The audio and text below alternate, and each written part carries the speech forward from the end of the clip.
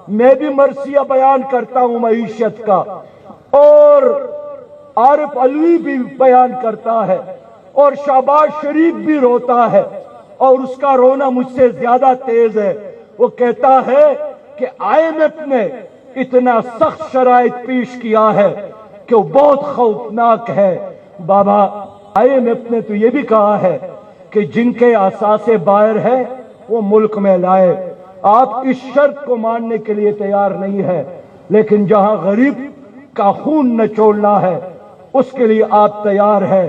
میں نے اس لیے آج آپ کو پیغام دینا ہے کہ وزیر خزانہ نے اعلان کیا ہے کہ میں منی بجٹ لاؤں گا اور 170 ارب کا مزید ٹیکسز لگاؤں گا۔ میرا یہی اعلان ہے کہ یہ قوم مزید کسی منی بجٹ کے لیے تیار نہیں ہے، اور 170 ارب کے مزید ٹیکسز کو ہم مسترد کرتے ہیں۔ اگر IMF کا قرضہ ہے تو میں کیوں دوں؟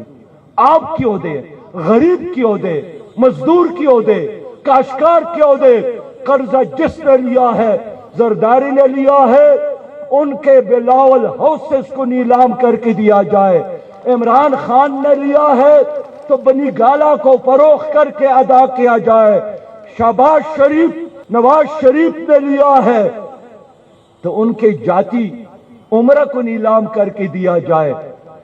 غریب نے کیا جرم کیا ہے؟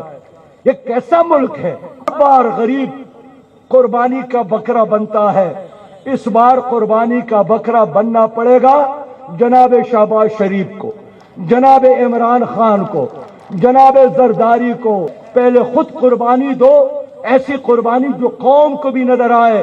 تمہاری تقریروں کی ہمیں ضرورت نہیں ہے، تمہارے اعلانات کی ہمیں ضرورت نہیں ہے، تمہارے بے رنگ بھی بو بے ذائقہ تقریریں سن سن کر ہم تک گئے ہیں۔